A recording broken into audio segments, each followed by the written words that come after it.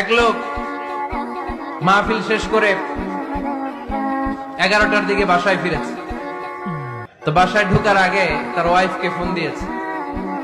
Phone দিয়ে বলতেছে, এই মাহফিল শেষ, আমি কিন্তু বাসায় চলে আসতেছি, শুরু করার আগে তাড়াতাড়ি দরজাটা খোলো।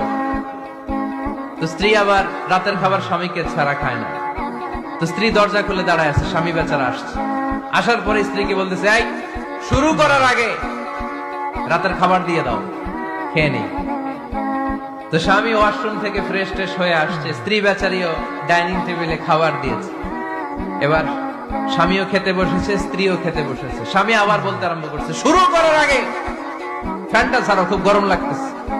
এবার তো স্ত্রী রেগে মেগে আগুন, কি আসার পর থেকে শুরু করার আগে, শুরু করার আগে, শুরু করার আগে, কি শুরু করার আগে?